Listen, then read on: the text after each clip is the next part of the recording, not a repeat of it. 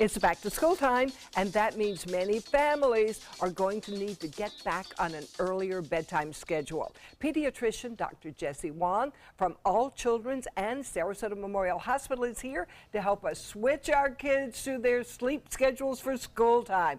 Oh, this sounds hard. We've got a week. School doesn't start for a week. When do we have to start changing them over? Well, the short answer is now. The longer answer is maybe even a couple of weeks ago. Oh, we're late already. But there's still hope. There's definitely still hope for getting them back. Yeah, at midnight last night there was no hope in my house. Oh, so you can do it a little bit at a time. Yes, for the absolutely. next week. Absolutely. The point is that it needs to be gradual. If your children are having a later bedtime, then you want to move it back gradually to where you want it to be. And one of the keys to doing that is establishing a good bedtime routine. So what do your kids like to do, or your grandkids like to do before bedtime? Read a book. Read a book, that's a big one. Teenagers, not They so want much. to eat at my house, which probably isn't a good routine. So that's actually not a good routine. Yes, That's no, correct. we're in big trouble. Late night snacks are not good for falling asleep. After dinner, that should be it. If they want to have a glass of milk or something, that's fine, but they shouldn't be eating a late night snack, and especially not in bed. Well, how much yeah, no. sleep should they be getting? Yeah, that's a question for little ones and for bigger ones. That's a great question. So in terms of sleep, the American Academy of Pediatrics has come out with guidelines. So for children ages 3 to 5, 10 to 13 hours of sleep. Now that's not all at night. That also includes daytime naps, because as you all know, this age group does tend to nap. Kids ages 6 to 12 should sleep 9 to 12 hours a night, and 13 and up, 8 to 10 hours a night, which might come as a surprise because think of how much our high school kids are actually getting in terms of sleep. So a good rule of thumb for remembering this is your high schoolers need at least 8 hours, your elementary and middle schoolers need at least 9 hours, and pre-K at least 10 hours of sleep a night. Why do teenagers take 18 hours of sleep? They sleep so much in the summer. It seems like they need to catch up because, you know, you look at some of these numbers and the kids are getting up at 6:30 in the morning. During school year. Yeah, elementary, high school, you know, all of them are up very, very early. That means their bedtimes need to be like 8 o'clock. 3 p.m. the day before. Yeah. So no wonder they're tired. Yeah. Absolutely. How can you make teenagers sleep? That's a very good question. So even for teenagers, a bedtime routine works. Sleep hygiene is very important for teenagers. Our kids these days are doing everything in bed. They're on their tablets, they're on their phones, they're reading books and e-books, they are talking to their friends, they're doing their homework.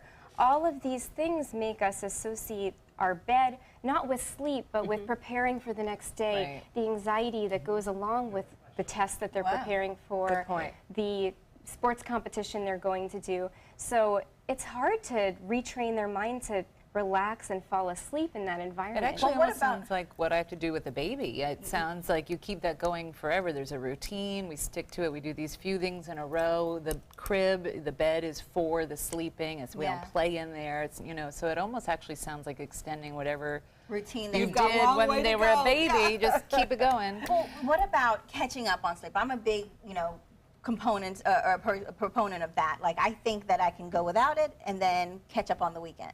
Is that something that's real? So we do accrue a sleep debt, and every debt must be repaid. So on the weekends, you might be able to catch up on a little bit, but there's absolutely no way to catch up on all that sleep debt that you've accrued during the week. Every day that you or a child isn't getting enough sleep, you are suffering in your performance on a day-to-day basis and your cognitive function, and that just can't be made up for on the weekend alone.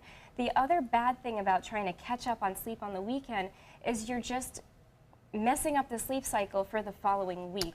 So my recommendation for getting kids back on schedule is, if they're going to have a holiday period, or you know, if it's the weekend, don't let them sleep in more than 2 hours maximum. Otherwise, they're just going to delay their bedtime more and more and be back where they started for school the following week. At what point do you need to see a doctor for sleep problems with kids?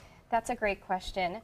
We see a lot of very vague symptoms from sleep deprivation. Some of those are behavioral issues. It can lead to obesity, depression, anxiety, headaches, which, if you're reading that, you might think, oh my goodness, that's everything. So see a doctor if you feel like your child's sleep is impacting their daily function. If their grades are suffering and you're not sure why, if they are falling asleep during school, if their teachers are saying that they're inattentive during class, if you're considering a new diagnosis of ADHD, think about whether or not they're getting sufficient sleep before you see a doctor about that diagnosis. And another thing is, if you were considering a medication for your child, like over-the-counter melatonin or Benadryl, see your pediatrician first, because their sleep troubles might be remedied just with lifestyle changes, not medication. Wow. That's so good to know that there's something you can do. Absolutely. I have a doctor's question. Is it more important to see a pediatrician than, say, a family practice doctor about these kids' sleep issues? That's a great question. If you are established with a pediatrician already and they have a relationship with you, then absolutely go to them, because they're going to know your child from those years of seeing them for all those well visits. Otherwise, if you've seen a family practice doctor all those years, that's good too. What I would discourage is going to minute clinics or walk-ins or urgent care with these issues, because they're just not going to know your child. And they seem general, but not when they know your child. Yeah, well, it's so good to know that there's something you can do.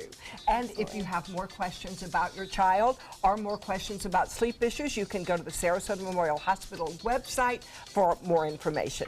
Next, help for ADHD without prescription medication.